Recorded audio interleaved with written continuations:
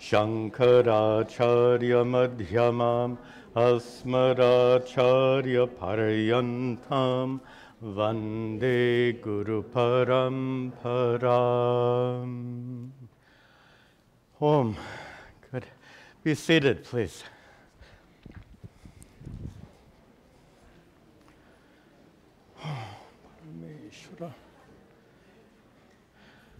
Om.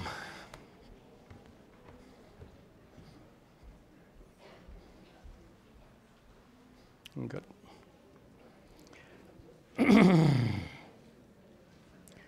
That's going good. And this. Yes. Good.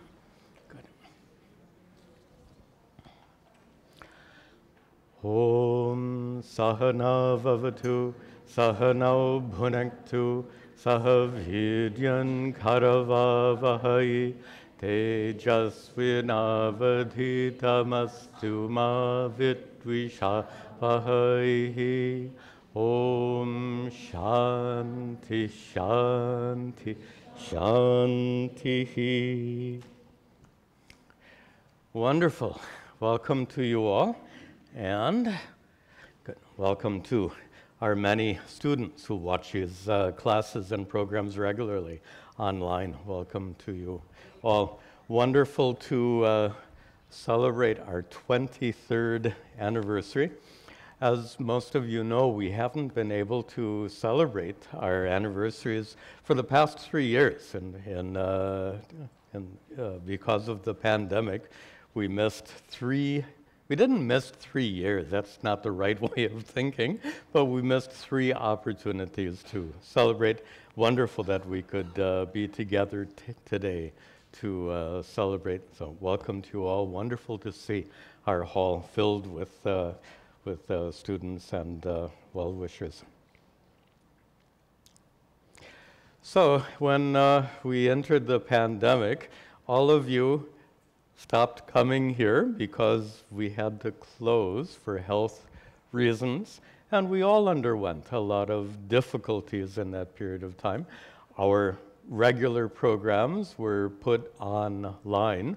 Many of you continued to attend classes regularly online, but it was a period of difficulty. But what I find surprising is that we were closed for 2 years. That's a major disruption to our ashram and a major disruption in many areas of your lives.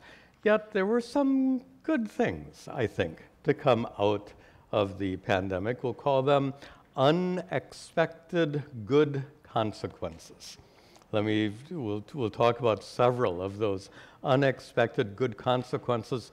One that surprised me most and pleased me most was the fact that many of you continued to donate generously to the ashram. Even though you weren't coming here anymore, you continued to donate to the ashram, which allowed us to continue paying all our bills. We suffered no financial difficulties whatsoever during the pandemic. Now, you might take that for granted, but you might also know that a great number of Christian churches in this country were forced to close as a result of those pandemic years. So they lost their congregation, and they ceased to get any funding enough to keep their doors open. So many churches are no more as a result, but thanks to your generosity, we continue to be in great shape. That's an example of an unexpected good consequence. There are several more. When we put our classes online, and then that was accompanied by, I had more time, so I spent more time producing videos, and I was amazed at the response to these videos, all published on YouTube. Over the years, and especially during those pandemic years, our YouTube channel, they call it, grew tremendously to the extent that today we have, there are subscribers for a YouTube channel. We have currently about 160,000 subscribers, which is unusual. Thank you. Which is unusual. By the way, if you put cute cats, kittens, you'll get 1 million subscribers. So I think the point is that for a YouTube channel dedicated to Advaita Vedanta, it's unusual to have that many subscribers, and you'd be surprised, 13 million views. That's just mind-boggling. And the significance of all that is, I guess in my role as a teacher, this is not any kind of outreach or proselytization, but as a teacher, I have a responsibility to share the wonderful teachings I've been given. And then the question becomes, what venue, what setting for sharing those teachings? Obviously, bringing up this ashram, we'll talk about in just a moment, and sharing these teachings at the ashram is a big part of that. But then to do more, years ago, I used to travel a lot from place to place, especially in Hindu temples around the country. Also summer camps that would be conducted for children. I did quite a bit of that. But through that kind of travel and outreach, how many people do you actually meet and help with these teachings? Or what's really surprising in modern times is books. People have suggested, Swamiji, why don't you write more books? And the problem with books is no one reads anymore, which is a bit of a problem, but we have to acknowledge that most people are not so inclined anymore to read books, especially books on Advaita Vedanta. So it turns out that this YouTube videos has served as an ideal medium for sharing these teachings with so many others. Also, I mentioned that I had more time for video production. These are the unexpected good consequences of the pandemic. So with the extra time, I took on a huge project to produce the entire Bhagavad Gita as a dramatic reenactment with actors standing in a chariot and reciting the Sanskrit verses, but in dialogue with full meaning and also with all the translation available. And that was a huge undertaking. It took about 1.5 years, and I'm just so delighted by how that turned out. I'm curious, are some of the actors here? There are 4 main actors. If you're here, would you stand up, please? Who's here? Of the 4 main actors, is Gopi here? There's Gopi. Here's our Arjuna. Any of the other actors are here? Okay, that's okay. So we had 3 other community members who acted in the roles of Sri Krishna, Sanjaya, and Dhritarashtra. Anyway, we had a wonderful time producing all of that, and we all learned a lot about video production. Anyway, that was another unexpected good consequence of the pandemic, having more time. Some of you also had more time. So many of you may be working from work, or sadly, some of you may have temporarily lost your job. So more disruptions, more difficulties. But I think even in that regard, there's an unexpected good consequence. And that is, when we go through times of difficulty, we may struggle, but through that struggle, we become stronger, we become more resilient, and that's really crucial. So this was an extended period of difficulty, and because it was extended, you had to struggle for an extended period of time, which means a long period of building inner strength and resiliency. And the reason that's so important is, and I don't need to tell you that as difficult as a pandemic was, there are far greater difficulties awaiting us in the future. That's the way life works. We're all mature adults. We all understand that. And it's crucial that we be prepared for those trying times that lie ahead in our lifetimes. We have to be prepared. We have to be ready. We have to have that inner strength. And I like that word resiliency. Resiliency, as you know the meaning of the word, it means the ability to bend. The metaphor that's often given is a rigid tree in a wild storm breaks. A tree that bends in that same storm does not bend.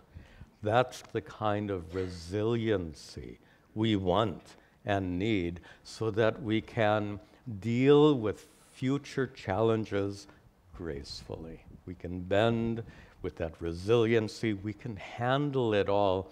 And one thing I've heard from many of you is how much these teachings of Vedanta have helped you cope with those challenges. Absolutely, these teachings, the purpose of these teachings is not to make you resilient, but that's quite a good side effect, as it were. The purpose of these teachings, of course, is to make you enlightened, and that will come. But in the meanwhile, thank goodness that these teachings can bless us with that resiliency.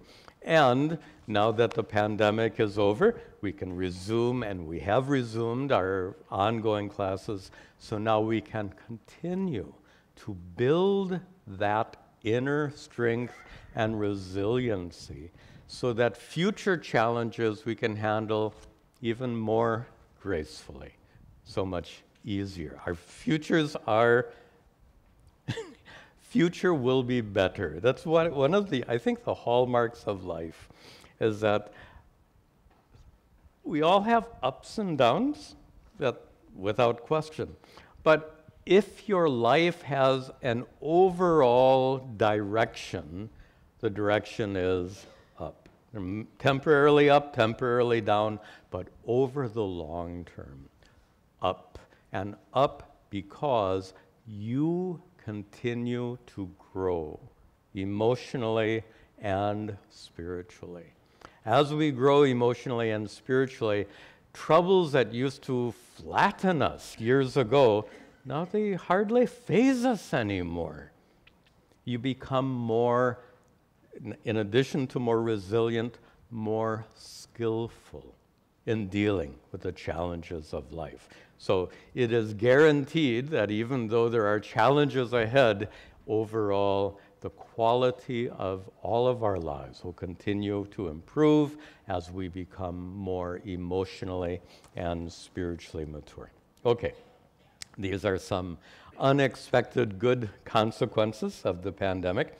One other unexpected good consequence of the pandemic is how many new students we have now.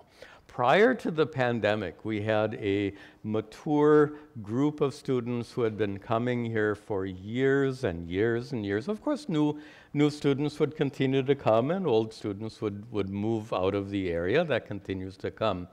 But there was a bit, I won't say static nature, but there wasn't a huge change in our student body for many, many years until now. After we resumed classes following the pandemic, we find so many new students who are regularly attending the classes. A special welcome to you all. And I have something to share. Since so many of you are new, fairly new here, you may not know much about the, excuse me, sorry. You may not know too much about the history, the background of this ashram. So many years ago, in fact, I think it was for our 15th anniversary, we put together this slideshow. Let me put the slideshow up for our online viewers to push this button. Yes. We put together this slideshow 15 years ago. So I think even for our long-term students, you don't remember what this was in our 15th anniversary. So it would be, what, 8, 9 years ago. So anyway, hopefully you've forgotten. We can enjoy it afresh.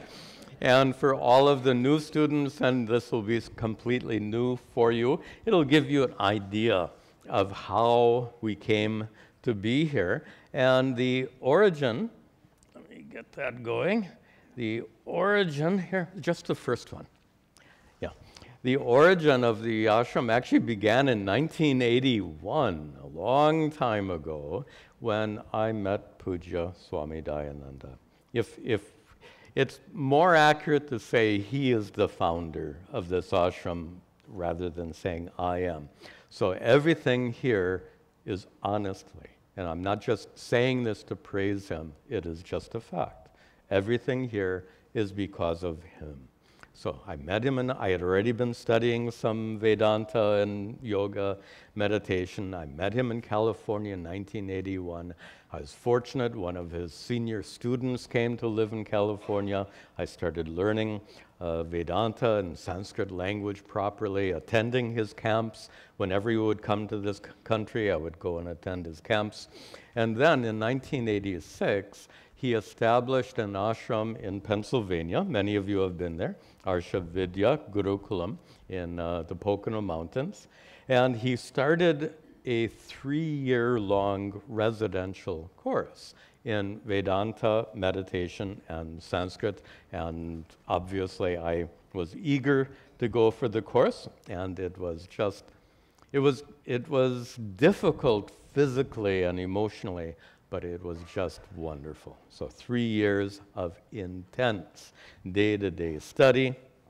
And after the course concluded, I spent some time in India and then returned to the Gurukulam to be its manager. I managed the ashram. Gurukulam, as you know, is a name for a traditional school, the kula, the family of students that are associated with a particular guru. We can call it ashram, as we call our ashram. So after several years of managing the ashram, I was initiated by Puja Swamiji as a sannyasi, and then I began teaching. I taught there for, immediately. In fact, even before sannyasa, I was already teaching some classes.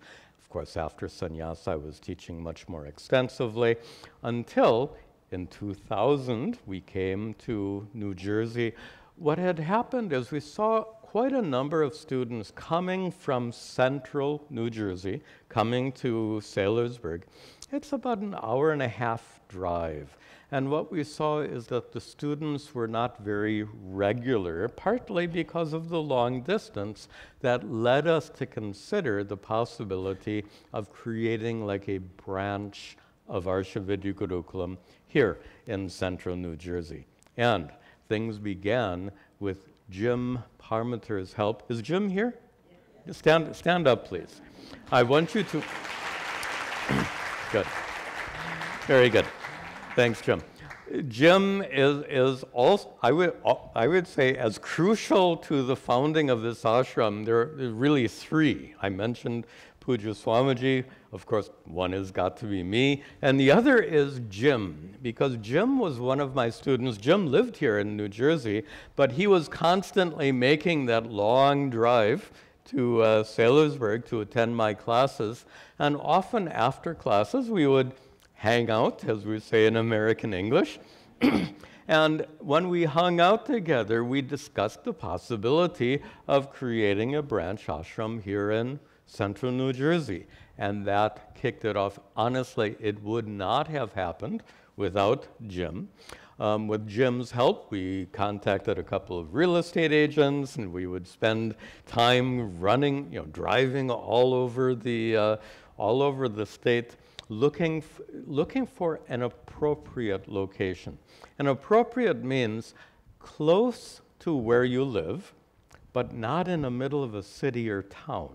That's tricky. So it has to be close to where you live, but in a fairly rural, so it feels like an ashram. And we were so fortunate to find this wonderful property here. This was originally a farmhouse, which had been massively remodeled. That's the original farmhouse. Can you believe that? In 1946, just after World War II, I think a fellow built it with his own hands. And he built up this house for his family and raised his family here. I actually met one of his daughters who gave me this picture. So she grew up here. And then there was another, then he moved, and his family moved out. Another family moved in. They raised their children here, and incidentally, they also raised goats. By the way, when we say in English, you raised your kids,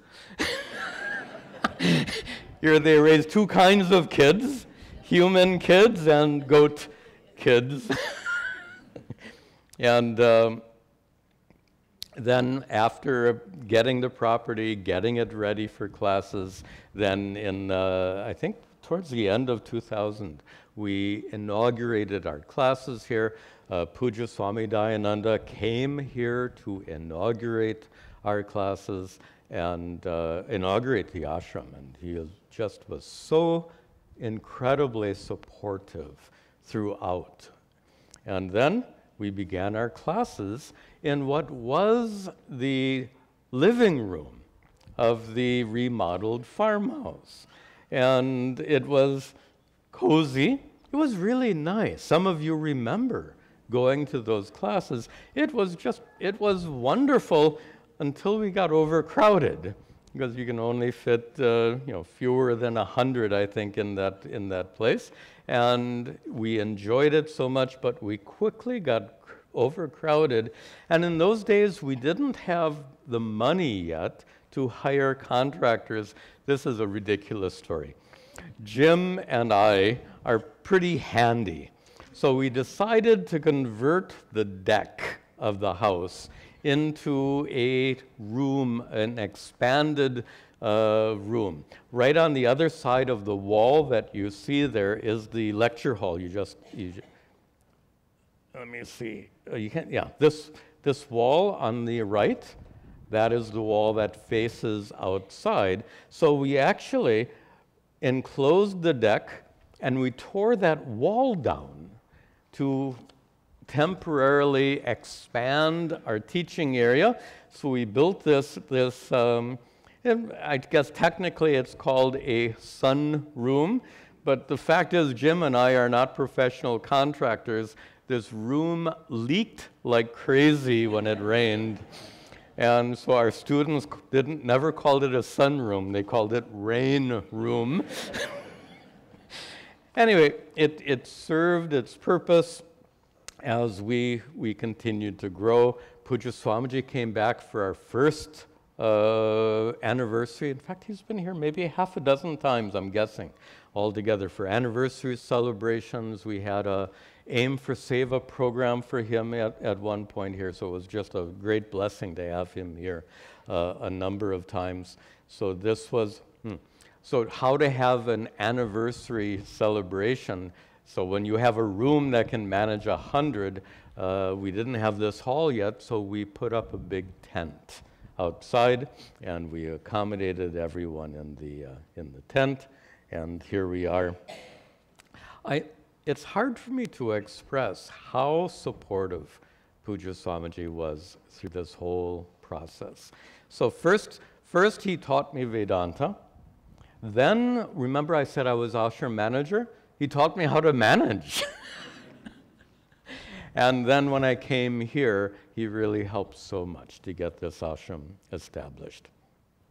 Then our community continued to grow rapidly, and as you can see, we outgrew whatever we had. Fortunately, our community had grown enough by then that we were able to start making plans to build this lecture hall.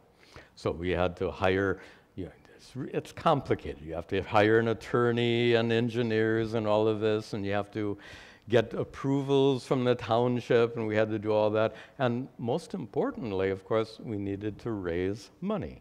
So we started having fundraising events, and I was just so pleasantly surprised by how enthusiastic and how generous our community was. If that weren't the case, we wouldn't be sitting here. In fact, we'd be crowded into that little room, which, by the way, we still use it for classes, but it's quite small compared to this hall. So it was just wonderful to have these big fundraising events and to collect enough money to begin construction. And we did have a Bhumi Puja. I mentioned down in the during our rituals earlier this morning that you don't do Bhumi Puja to bless a building or to bless land. First of all, the land is already blessed. It's already Bhumata. It's already goddess. So the lands don't need blessing, and bricks and mortar and wood don't need blessings. We need blessings. So the purpose of the Bhumi Puja is to remove any obstacles that would interfere with the coming construction. So after the Bhumi Puja, then we had the part of the ritual, of course, is the formal groundbreaking. You can see Jim very nicely with the shovel. And then, not surprisingly, the first step of construction is destruction. So we had to build a large parking lot, which actually meant to just cut and cut and chop and dig and dig and dig. So the contractors came and cleared everything off and started to make a pakka parking lot, which we knew we would need to support the students that came here.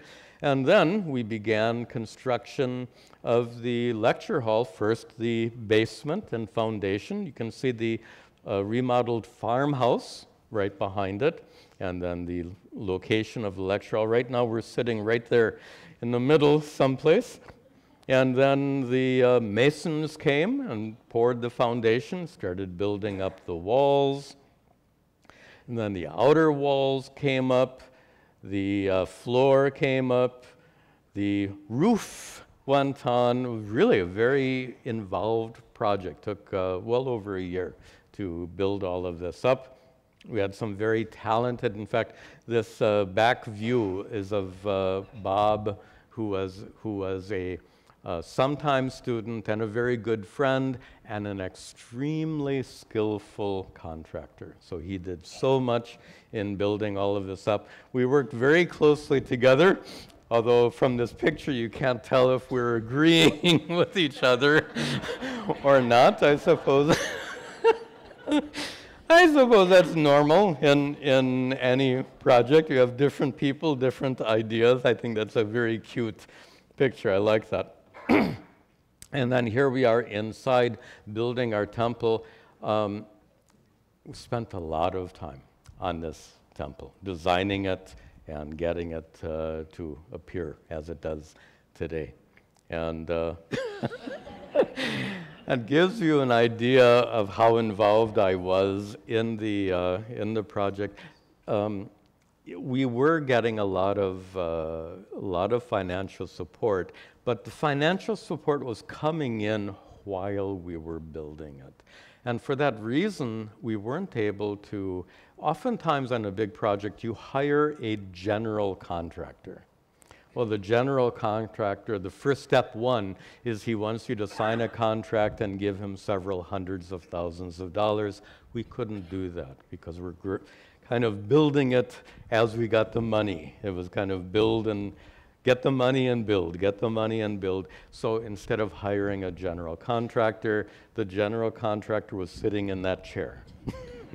And it was, I guess it stretched me, so to speak, but it allowed us to move ahead. Otherwise, we would have had to wait a year or two to get enough money to hire a general contractor. Okay, enough of that.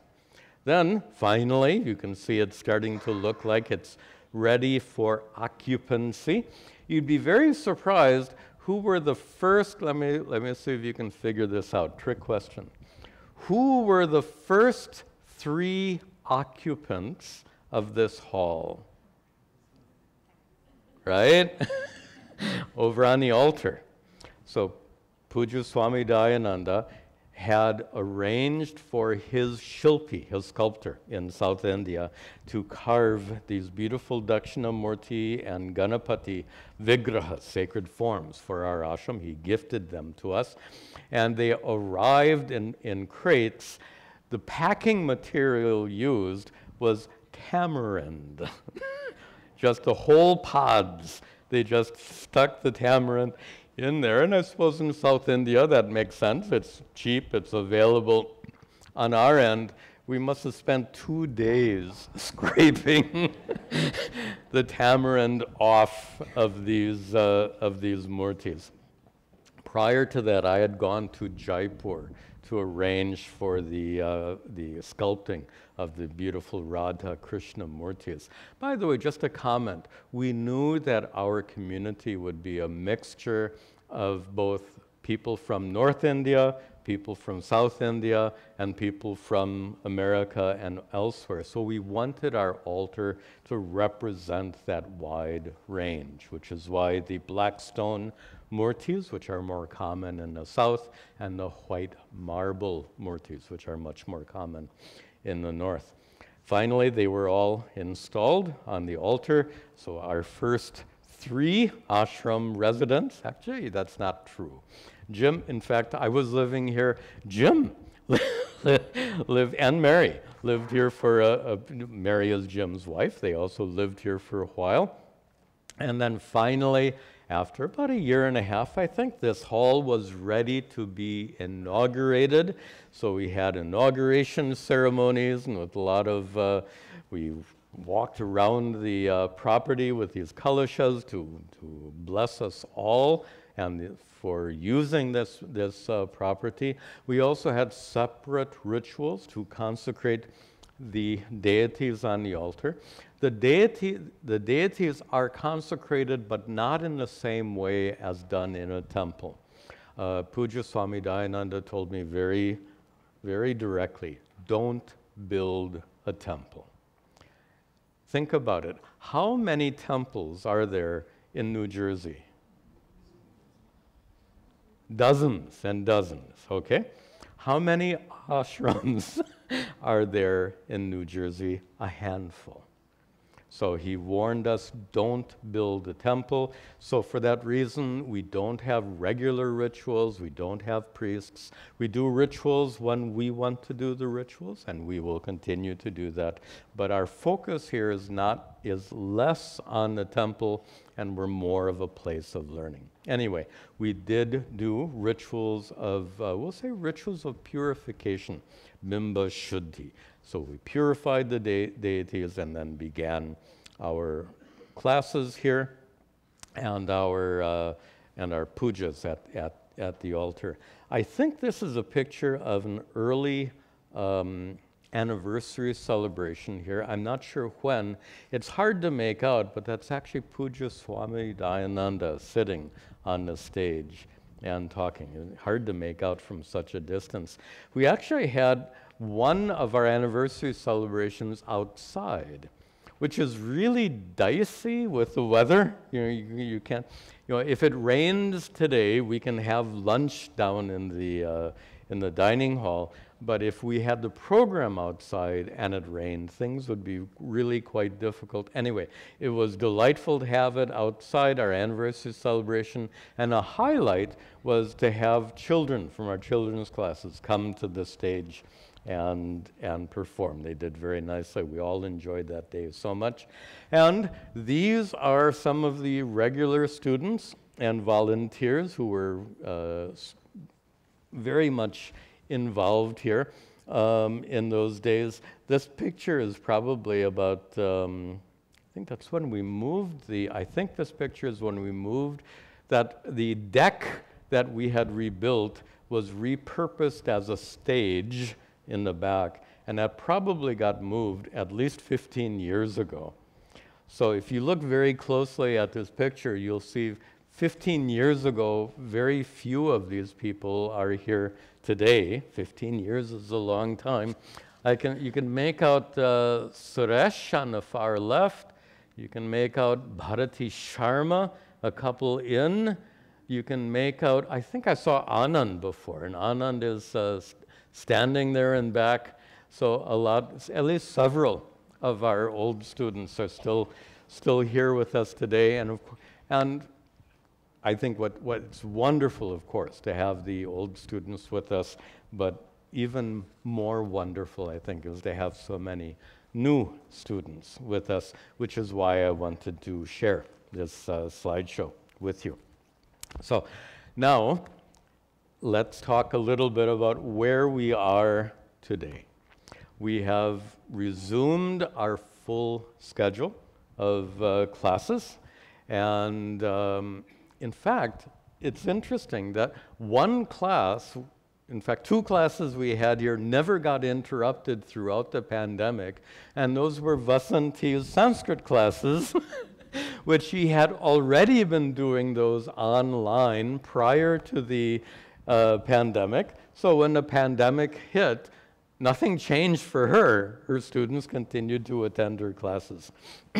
Of course, our other classes did have to be closed down for full 2 years. Now those classes have fully resumed. Our Bhagavad Gita class has been going on now on Saturday mornings. And after 2.5 years, we're now halfway through chapter 18. We're coming to the conclusion of the study of Bhagavad Gita.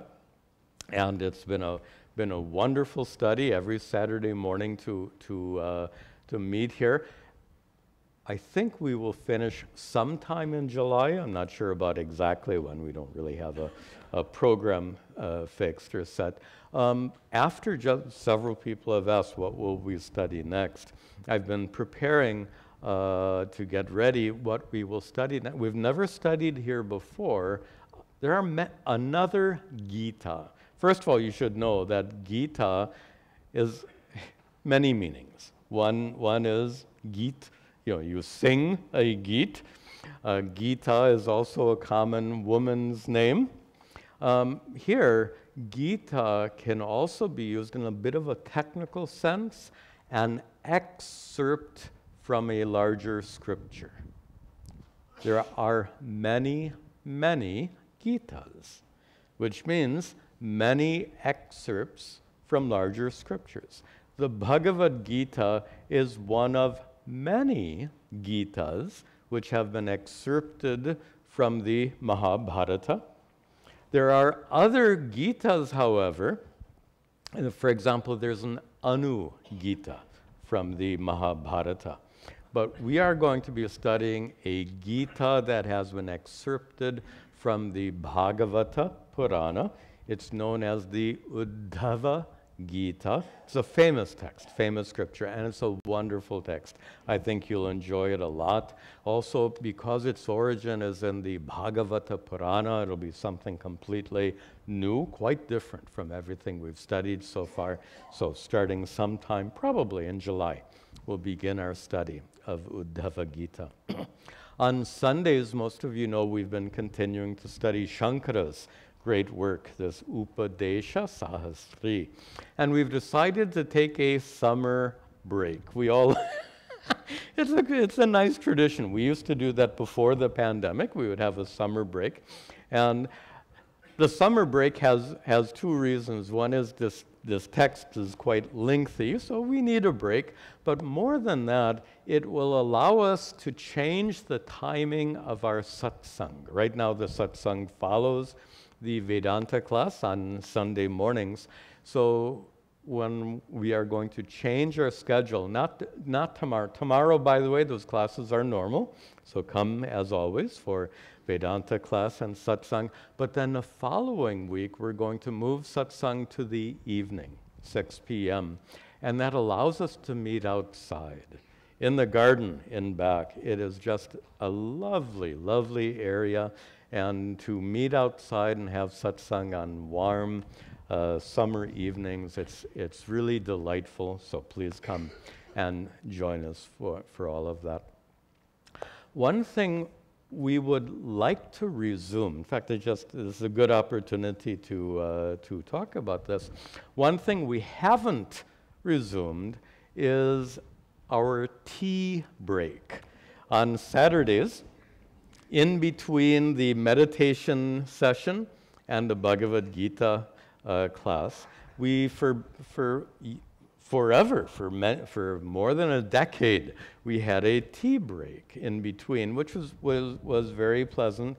We haven't resumed it yet, first for health reasons. So we opened up towards the end of the pandemic. Pandemic hadn't completely finished, so we felt it was unwise to serve food and tea when the pandemic was still ongoing. Now, of course, pandemic is completely over, but we still haven't resumed because we need we need some dedicated volunteers to handle the tea service. Prior to the pandemic, we had a large cadre of well-trained volunteers. They were amazing.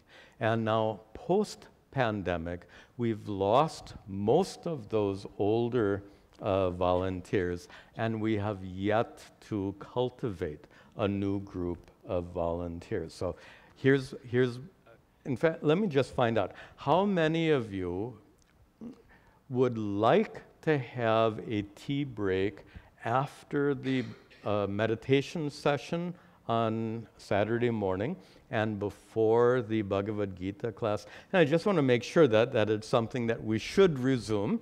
If you would enjoy that tea break being resumed, can you raise your hands, please? Okay. Okay, good many of you. Okay. So we'd like to plan on doing that, and we will do so as soon as we have volunteers ready. We need volunteers to handle committed volunteers to handle that tea break every Saturday morning. We'll also need volunteers to resume our festival celebrations. For example, Guru Purnima is coming in July. We would like to have a nice Guru Purnima celebration. Of course, to do all of that, we will need more volunteers, committed volunteers, and like those that we had years ago. Vasanti has made out this, good job, this called Sevik Volunteers are what we're recruiting. This is a Sevik volunteer application. It'll take your name and phone number and some information, and then it gives you some options on what you would like to help with, including serving tea in the dining hall, including helping with celebrations, but also we'd like to have volunteers available to help with other activities, in fact, community-related activities. Sometimes people need a ride to the ashram to attend classes if they don't have transportation. Some of you can help with that. Some people in our community, if there's a health problem or issue, we like to prepare food and bring it to community members who need that kind of support. Other things that can help, we need help cleaning the ashram and certain maintenance projects. So anyway, what I would request, especially for the tea service, but for all of the other things, after this program or at your convenience, between the doors to the lecture hall, you'll find these forms. So I would request you fill out a form, indicate what you would like to volunteer for, and you can just fold up the form and put it in the hundi, in the donation box, and Vasanti will contact you and coordinate all of this. Okay. Again, since there's some newcomers here, let me share. There are other programs that you may not even know going on here. Many years ago, we launched what we call the Jana Raksha Community Support Program, in which we trained a number of students here to provide support, peer support, and they call it peer counseling, kind of a big word, but peer support. Just to be, in fact, the motto is friends helping friends. So this group has been going on for how long? 13 years. And some of the support is in person to local community members, and a lot of the support is on the phone. So this has been one of our programs that have been going on 13 years. Vasanti said she is the coordinator of the program along with Anjani. Another program, in fact, that Vasanti just very recently started is this Samashraya support group. It's specifically a support group for families and caregivers of those who are suffering from mental illness. Severe mental illness is debilitating, difficult to handle, difficult to treat, and surprisingly common. I have a feeling it's probably close to 1 in 10 families will have a family member suffering from some kind of mental illness. The support group is not for the patients, but for the caregivers, for family members, including caregivers of those with dementia. Dementia is a growing problem, and it's a huge demand on caregivers. So this new Samashraya support group has been established to support those caregivers. You find information on the flyer also over there between the doors. And one more service function of the ashram that you may not know about is our Dayananda Anugraha Fund. This is a fund to give financial support in India, and specifically to full-time sannyasis, brahmacharis, teachers, students in our teaching tradition. Sometimes they need financial support, sometimes there are health issues, sometimes they need a little help on finishing some construction on an ashram. So anyway, this program was established, I think about 5 years ago, and has been continuing to give support in India. Also, this program, we built a hostel for aged sannyasis and sannyasinis. We call it Dayananda Bhavan, and it was built in Hardwar several years ago. And my gurubhais are aging, and some of them may need a place to live, so that Dayananda Bhavan has been built for them. So these are some of our other programs. Now, to conclude our program today, let me end with some personal comments. Pardon me? Oh, thank you. I missed that, and I'm glad to have a very capable assistant reminding me of what I forgot. Excellent. I would like to invite a couple of guests. We've decided, and I hope you don't mind, we used to invite VIPs to come and be part of the celebration, but in all honesty, to hear politicians go on, not that I have anything against politicians, but somehow it didn't seem to fit somehow with the nature of our program. So instead of inviting various VIPs to address us, we've chosen just 2, and they'll be fairly brief addresses. Thank you again for reminding. It says right here. I should read my own notes. Anyway. So instead of VIPs, in fact, they're both VIPs. One is a board member and the other is Jim. First of all, you know, we are a non-profit corporation. We're tax exempt in the federal government. And to meet all those requirements, we have a board of trustees. Over the years, the board of trustees has evolved a number of times. One of the founding trustees, which means back in 2000, is Dr. Bhudev Sharma. He's been a big support. I'd like to invite Bhudev to come to the lectern, and he'll address us for a few minutes. Please come.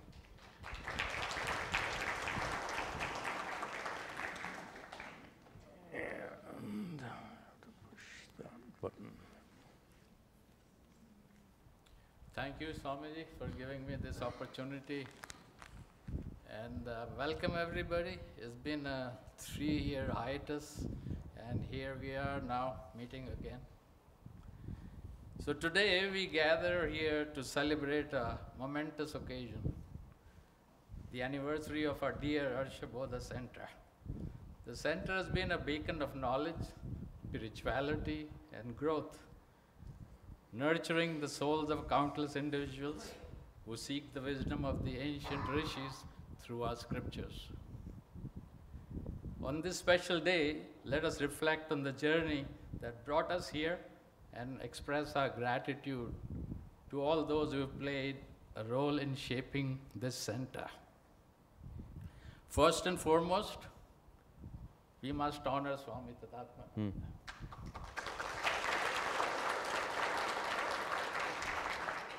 He is the guiding light and inspiration behind the Arsha Bodha Center.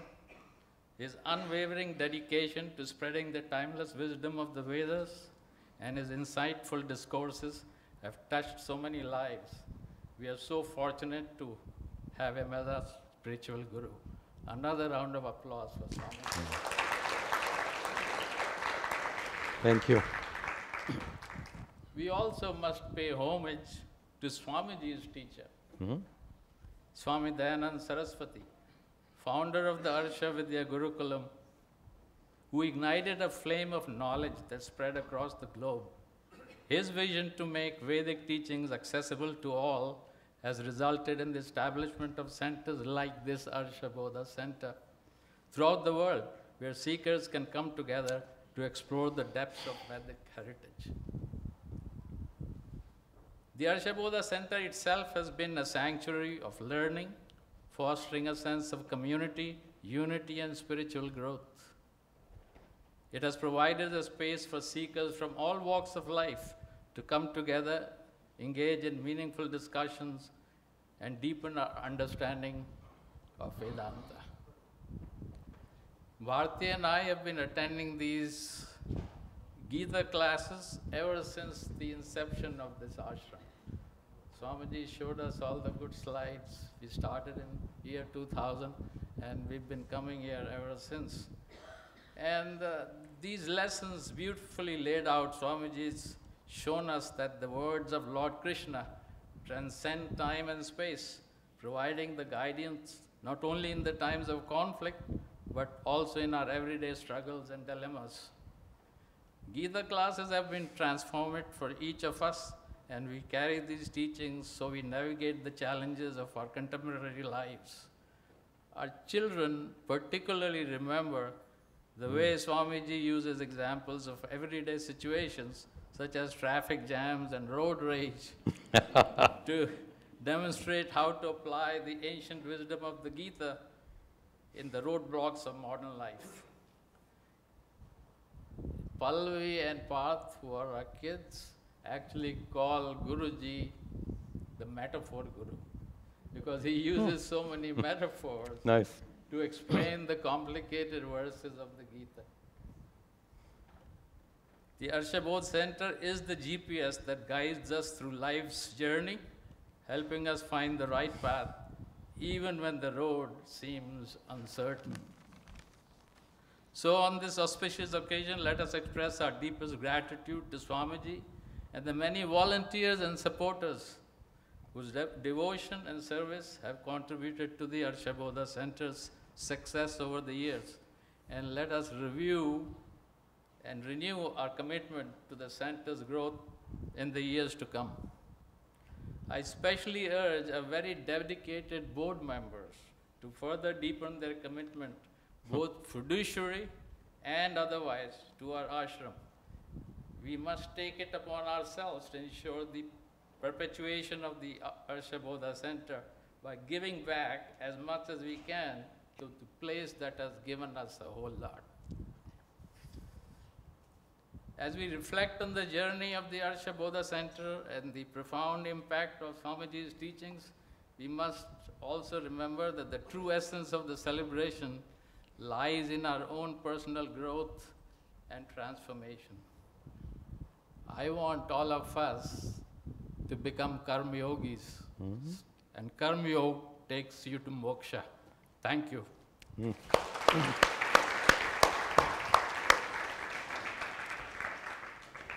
Nicely done. Thank you, Bodha. That was good. And now I'd like to invite Jim Parmenter. You already saw Jim up on the screen. Jim has been a student, a friend, and a partner in all this for more than 23 years. So I'm glad Jim can address us this morning. Okay, thank you, Swamiji, for the opportunity to say a few things. But first, everybody needs some of these. At least most of the people I know here. No, okay. Well, there's so many different ways to start what I have to say, but I have to begin with something rather personal, and it's something I'd like to share with you all. And this has to do with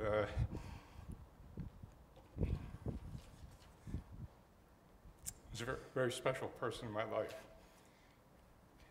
Now, be my wife, Mary.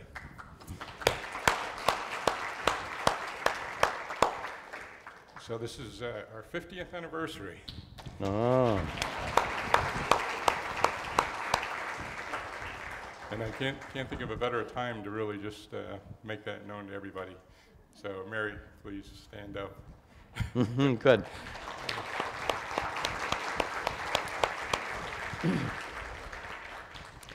Okay, we have something special for you, Mary. Very nice.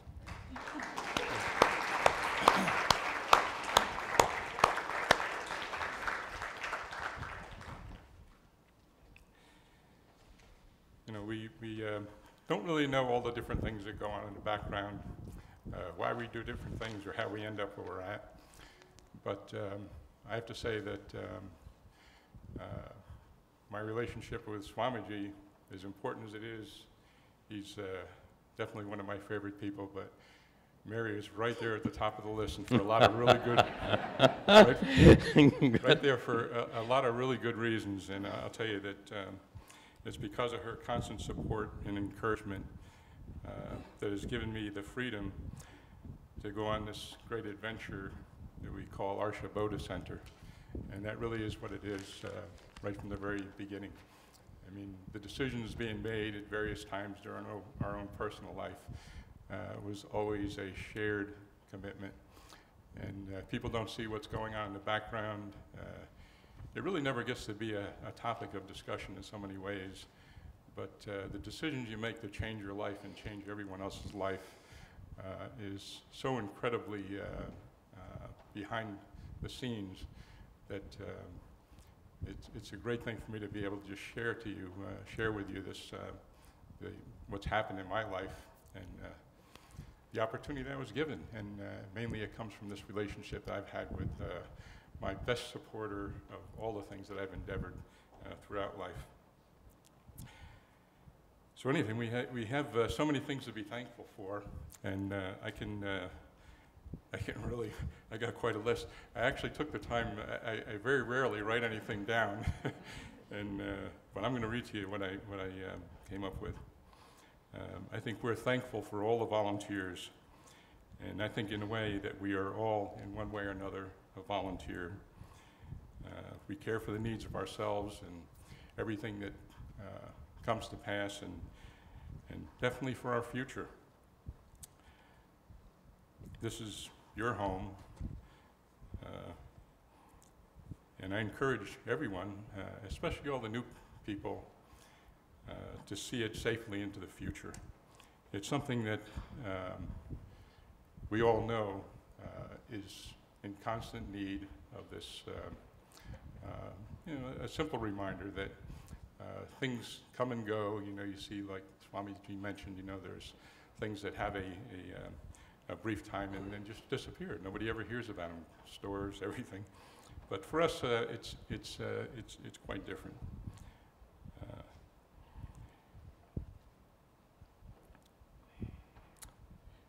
Because we are a volunteer organization, right from the very beginning, everyone has had something to do with the success of this organization. And whatever the way it happens, whether it's a contribution or some just minor little detail that goes on right from the beginning of any activity, somehow or other, it makes its way into the development of what we're currently in right now. Vasanti is someone who's an extremely capable person. She has given tremendous amount of volunteer effort, and she's organized a lot of the different things. And again, it's one of those things that you don't see. It's something that's going on behind the scenes. You don't really see all of the effort. You don't really see what's happening, but you just walk into this beautiful place, and all these things just seem to go off without a hitch.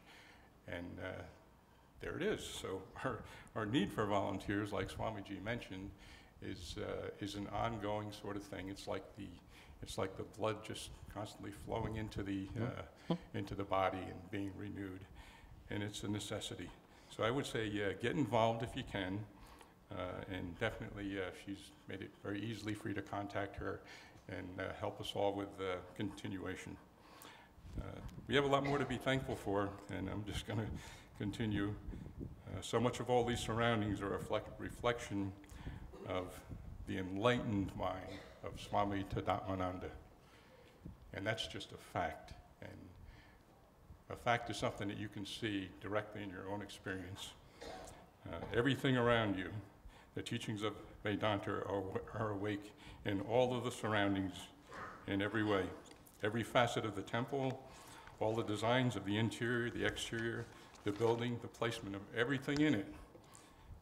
Swamiji, and of course, with the help of all of us, this all comes to fruition. I have to say, again, all the things in the background that you don't see, and I'll just list some things here that are quite amazing. All of the electronics, the sound system, the lighting, the video, the recordings, the computers, and so much more, way beyond my pay scale to be able to figure it out. And thank God that he's here, because I'll be totally lost if something goes wrong. He's always been able to figure it out. So Swamiji basically has created this appropriate platform for the teachings, and its foundations are basically the foundations of precision and completeness. And if you look closely, you'll see that it's no different than the same attention he gives to all of the teachings that he provides to us all. I've only known one other person to be like Swamiji, and that would be Swami Dayananda. And the apple does not fall too far from the tree. The more I listened,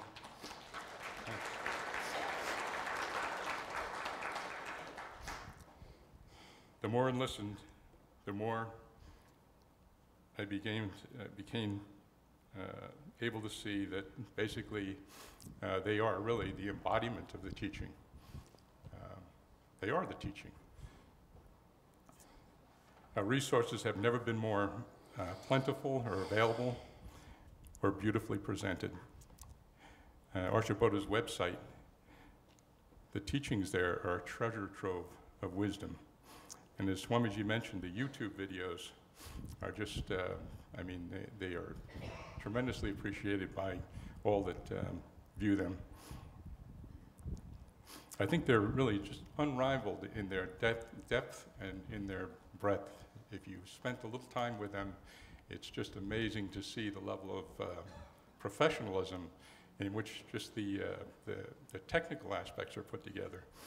And I've seen what's necessary to do that, and I do have to say that it really defines a level of scholarship that Swamiji just seems to absorb almost like osmosis to be able to do these things. Now change the subject a little bit. On many occasions with the various volunteers and my friends, we have these little discussions, which I always like. And one day we're out in the parking lot, and we're just talking. And you know, we just brought up the little concept about names. And you know, everybody kind of, you know, everybody has the Indian names, you know, so I'm curious. And you know, Vivek, Anand,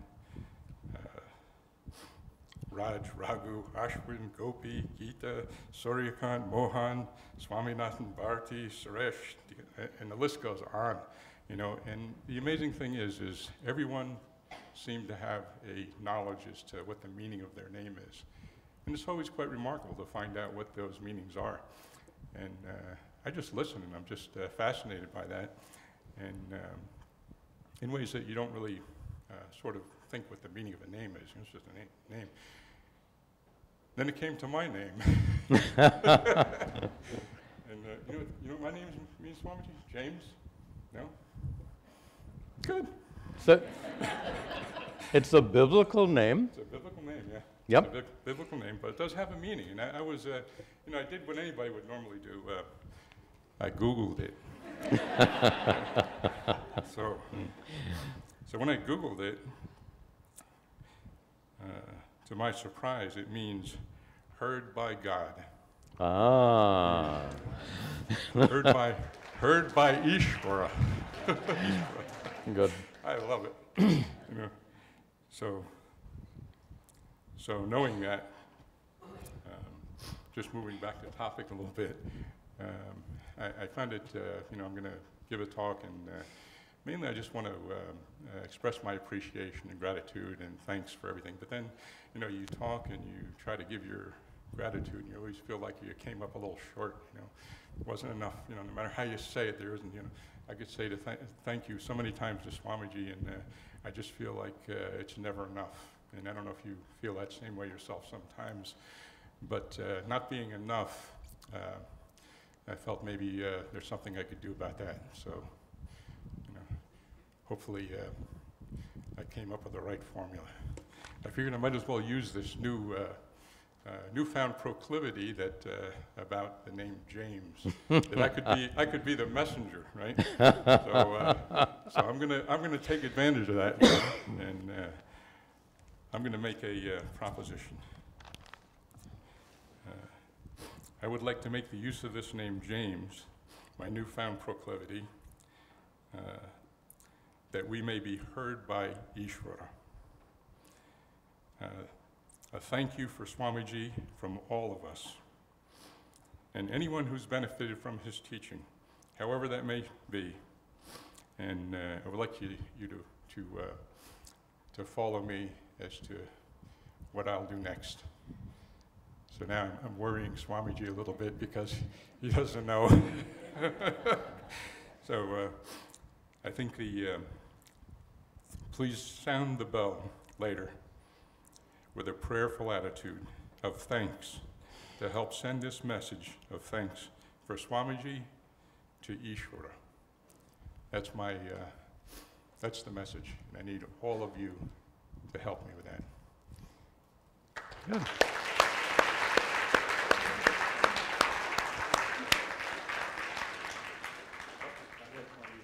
I get to ring the first bell. Oh.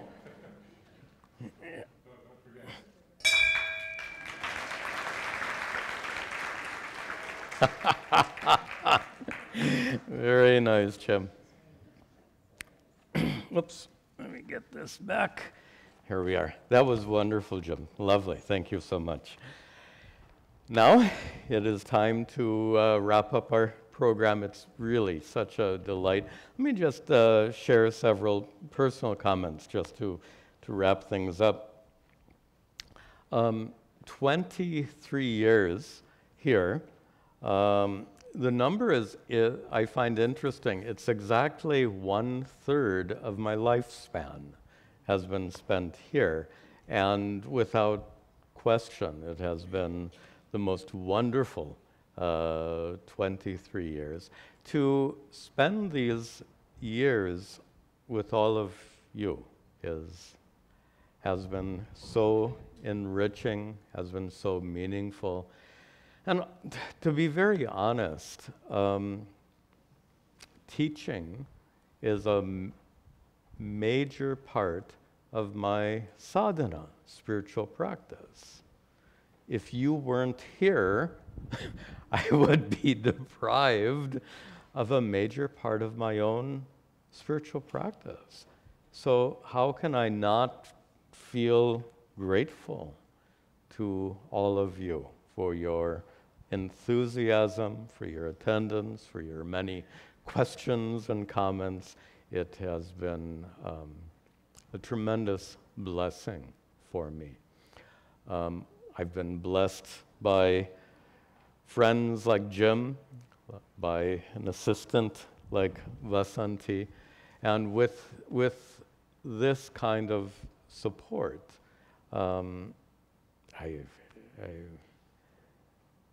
unusual for me not to find words. Usually I do pretty well most of the time, but this is actually a little hard to find words to express how grateful I am to have this wonderful community of students and friends, because 23 years we're living, and I don't want to sound kind of morose, but we're growing old together. Now, growing old doesn't sound so great, and we all know the difficulties that come with age, but somehow, when we're growing old together, that sounds so much more fun to me, and it sounds very appealing, honestly.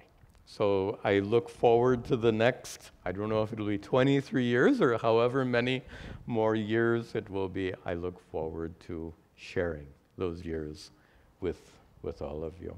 I want to especially thank, in addition to Jim and Vasanti, all of our volunteers who have worked so hard, especially today for this anniversary event, to get the dining hall ready, to get this hall ready, to prepare to serve the food outside. So many, many thanks to all those volunteers. Gopi, I think, is probably outside, but Gopi was in charge of coordinating all of these. Oh, you are there. There's Gopi. So many thanks to Gopi,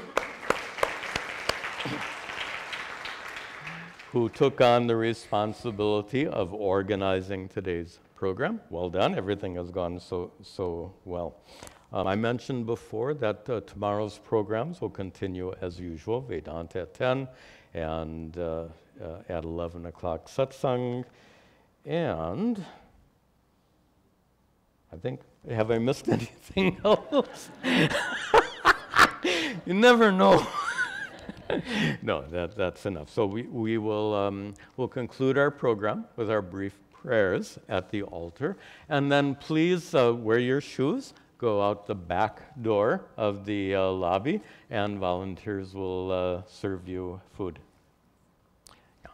So, and thank you again for making this just a absolutely wonderful anniversary celebration. Thank you.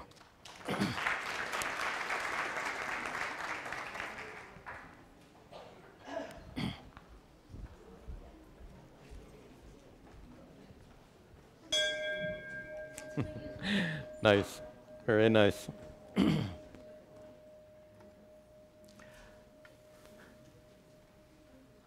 Om Gananahan tva ganapatigam avamahe kaving gavinam upamashravastamam jeshtarajam brahmanam brahmanaspatahan shrinvan Uttavasirasaranam Om Mahaganapataye Namaha Ishvaro Gururhatmeti Murti Bheda Vibhagine Vyomavad Vyapta Dehaya Dakshina Murtaye Namaha Vasudeva Sutam Devam Kamsachanuramardanam Devaki Paramhanandam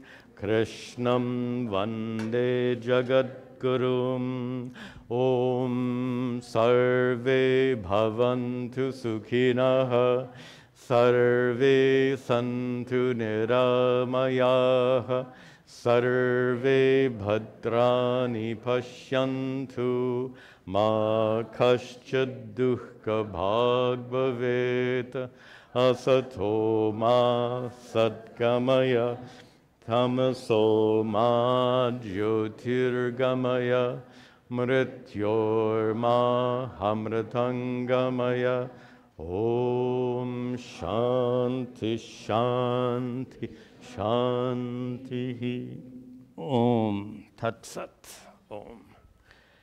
Very nice.